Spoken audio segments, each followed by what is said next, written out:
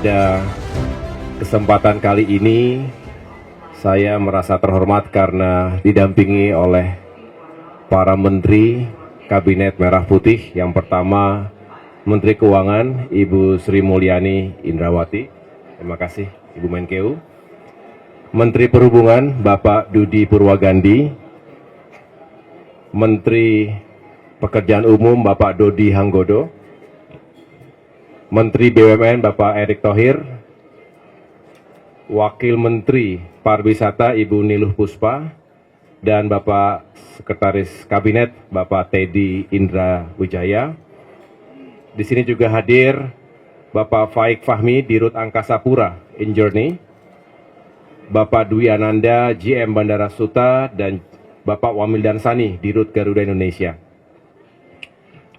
Pertama-tama, kami semua mengucapkan selamat menunaikan ibadah puasa di bulan suci Ramadan 1446 Hijriah tahun ini. Ini hari pertama sehingga tentu kita semua berbahagia menyambut bulan suci ini, dan sekaligus insya Allah ada kabar gembira yang bisa pemerintah sampaikan kepada segenap masyarakat Indonesia. Yang pertama, tentu kami, para pembantu Presiden, berupaya yang terbaik untuk bisa menjalankan apa yang menjadi arahan Bapak Presiden Prabowo Subianto, di mana beliau senantiasa ingin menghadirkan kebijakan yang pro rakyat, termasuk dalam rangka menghadapi masa mudik Lebaran tahun ini. Beliau kemarin juga telah menyampaikan berbagai upaya, kebijakan, dan juga secara teknis mudah-mudahan bisa membantu masyarakat sehingga suasana di bulan suci ini semakin baik, dan pada saatnya arus mudik juga arus balik itu bisa semakin aman, nyaman, dan menyenangkan. Dan juga yang lebih penting lagi adalah harga tiket yang lebih terjangkau bagi masyarakat. Izinkan saya selaku Menteri Koordinator Bidang Infrastruktur dan Pembangunan Kewilayahan, di mana salah satu tugas utamanya adalah mengkoordinasikan sektor perhubungan, maka pada kali ini kami ingin menyampaikan beberapa hal terkait kebijakan menjelang mudik Lebaran. Yang pertama, kita mengetahui dan memprediksi akan ada lonjakan mobilitas, dan ini terjadi setiap Lebaran dan lebih tinggi tentunya dibandingkan Nataru 2024 yang lalu. Oleh karena itu beberapa hal yang harus disiapkan. Pertama, terkait dengan infrastruktur jalan, baik jalan tol, jalan non-tol, dan berbagai fasilitas pendukung transportasi, baik darat, laut, udara maupun perkereta apian. Ini juga harus kita pastikan Menteri Perhubungan, Menteri PU setiap saat berupaya untuk menghadirkan fasilitas yang semakin baik, termasuk juga posko-posko keamanan, posko keselamatan, juga posko kesehatan yang juga harus dihadirkan di sejumlah titik. Ini juga kita khususkan di lokasi-lokasi yang berpotensi terjadi kecelakaan, rawan kecelakaan selama ini secara statistik, maupun juga potensi bencana. Yang kedua, kami juga ingin memastikan adanya optimasi layanan transportasi. Ini multimoda. Kita ingin menambah flight, kemudian juga kereta api, dan pelabuhan serta kapal-kapal kita juga dipersiapkan lebih baik lagi untuk menunjang mudik Lebaran.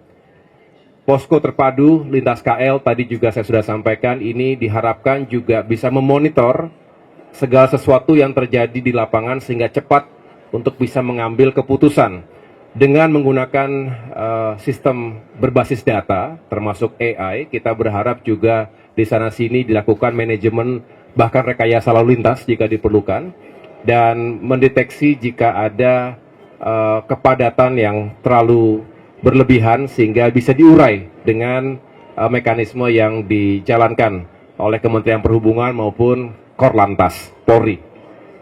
Kita juga ingin memastikan bahwa menghindari segala bentuk kecelakaan, apalagi yang fatal. Kita ingin tegas untuk menertibkan odol. truk-truk odol, over dimension, overload ini juga seringkali mengakibatkan kecelakaan lalu lintas.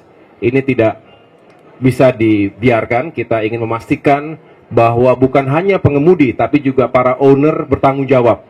Jangan sampai truk-truknya berlebihan kapasitas, terutama di jalan-jalan yang padat penduduk dan padat pengemudi, itu bisa menyebabkan kecelakaan di jalan. Kemudian kami juga sampaikan kebijakan lainnya terkait dengan upaya mengurai kemacetan. Kami juga sudah berkoordinasi dengan Kementerian PAN-RB terkait dengan mengurai kemacetan dengan cara flexible work arrangement, atau dulu sering dikenal sebagai work from anywhere. Ini harapannya adalah kita bisa mendahulukan ataupun memulai distribusi mobilitas menjelang mudik lebaran lebih dulu, H-7. Jadi pada tanggal 24 Maret diharapkan sudah bisa diberlakukan work from anywhere atau flexible work arrangement. Ini diharapkan untuk mengurangi puncak-puncak kepadatan lalu lintas di hari-hari atau di malam-malam menjelang Idul Fitri. Kita tahu Idul Fitri nanti juga berhimpitan dengan Hari Raya Nyepi untuk saudara-saudara kita umat Hindu khusus yang ada di Bali.